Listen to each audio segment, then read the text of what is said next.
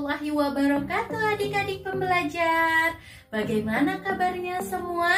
Semoga selalu dalam keadaan sehat, semangat belajar, dan selalu jadi kebanggaan bagi orang tua kalian dimanapun kalian berada. Selamat berjumpa kembali dengan saya Siti Hasanah dalam pembelajaran materi PPKN kelas 7. Sebelum pembelajaran ini dimulai, alangkah baiknya kita bersama-sama berdoa menurut agama dan kepercayaan kita masing-masing. Berdoa dipersilahkan.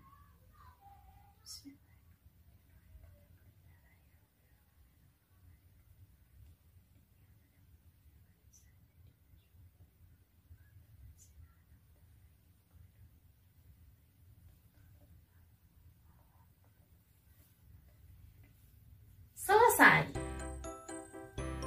Pada minggu sebelumnya kita telah membahas materi bagian A mengenai perumusan dan pengesahan Undang-Undang Dasar Negara Republik Indonesia tahun 1945 pada bagian 2, yaitu pengesahan Undang-Undang Dasar Negara Republik Indonesia tahun 1945, di mana satu hari setelah dibacakannya Proklamasi Kemerdekaan Indonesia dan negara Indonesia telah merdeka pada tanggal 17 Agustus 1945,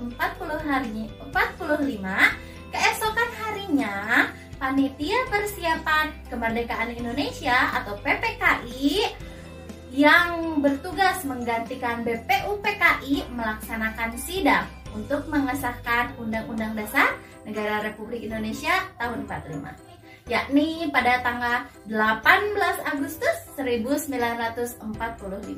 Untuk mengingatkan kembali materi pertemuan sebelumnya, mari kita simak video pembahasan di minggu lalu. Silakan disimak. Dalam persidangan PPKI tanggal 18 Agustus 1945 dihasilkan keputusan sebagai berikut. Yang pertama, mengesahkan Undang-Undang Dasar 1945 dengan sistematika penulisan Undang-Undang Dasar yang terdiri dari yang pertama, pembukaan terdiri dari 4 alinea, kemudian batang tubuh Undang-Undang Dasar terdiri dari 16 bab, 37 pasal, 4 pasal aturan pelarihan, dan 2 ayat aturan tambahan. Dan terakhir, penjelasan Undang-Undang Dasar 1945. Pada penjelasan undang-undang tersebut terdiri dari penjelasan umum dan penjelasan pasal demi pasal.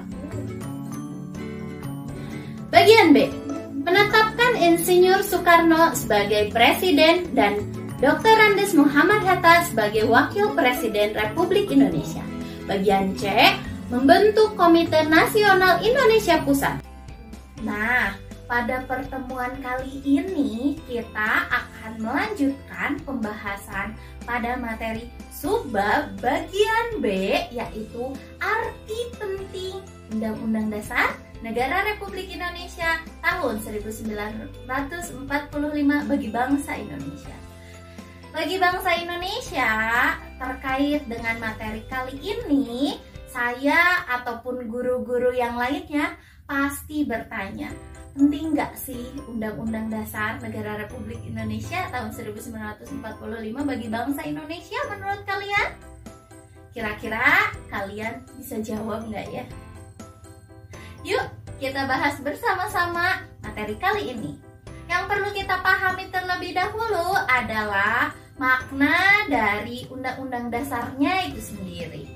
Undang-Undang Dasar adalah bagian dari konstitusi di negara Indonesia sebagai ketentuan ataupun aturan-aturan mengenai kenegaraan, di mana Undang-Undang Dasar ini menjadi dasar bagi semua peraturan yang ada di Indonesia.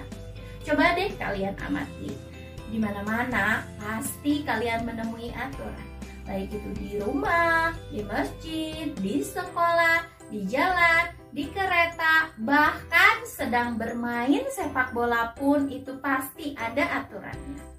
yang lebarnya 45 sampai 90 meter dan panjangnya 10 sampai 120 meter dengan pemainnya kesebelasan, apalagi dengan bangsa Indonesia. Luas negara Indonesia adalah 1919 juta kilometer dan jumlah penduduknya berdasarkan data kependudukan semester 1 2020 itu jumlah total penduduk di Indonesia per 30 Juni adalah sebanyak 268.583.016 jiwa. Yang tentunya harus ada undang-undang dasar yang mengatur kehidupan bernegara untuk menciptakan ketertiban, keteraturan, dan keharmonisan. Undang-Undang Dasar Negara Republik Indonesia berisi aturan dasar kehidupan bernegara di Indonesia. Kedudukannya sebagai hukum yang paling tinggi dan fundamental sifatnya karena merupakan sumber legitimasi ataupun landasan peraturan perundang-undangan di bawahnya. Sesuai dengan prinsip hukum yang berlaku universal, maka semua peraturan perundang-undangan yang berlaku di Indonesia tidak boleh bertentangan dan harus berpedoman kepada Undang-Undang Dasar Negara Republik Indonesia tahun 1945.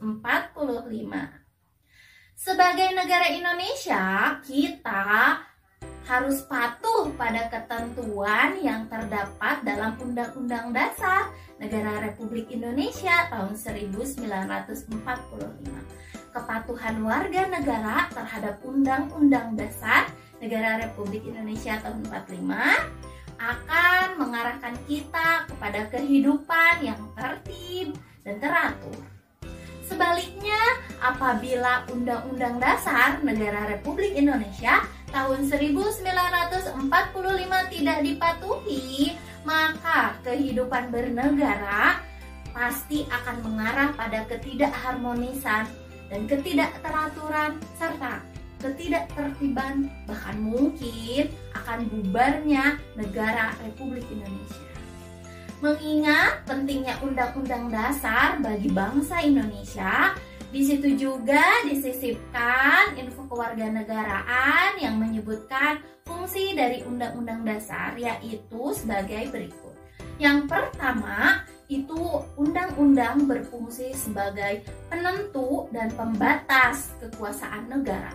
Yang kedua, sebagai pengatur hubungan kekuasaan antara organ negara.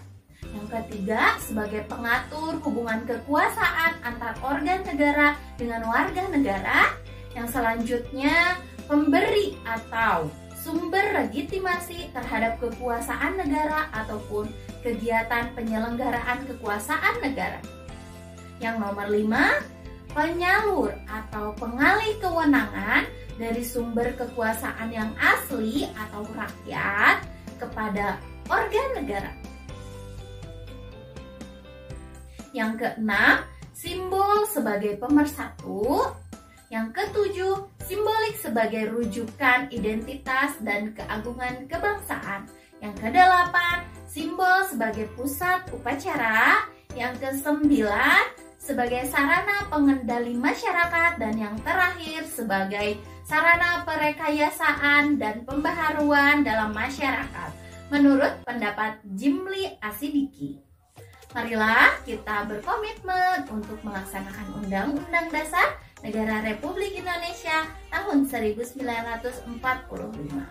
Kepatuhan warga negara terhadap Undang-Undang Dasar Negara Republik Indonesia tahun 1945 akan mengarahkan kita pada kehidupan yang tertib dan teratur, serta akan menciptakan keharmonisan dalam menjalankan kehidupan berbangsa dan bernegara.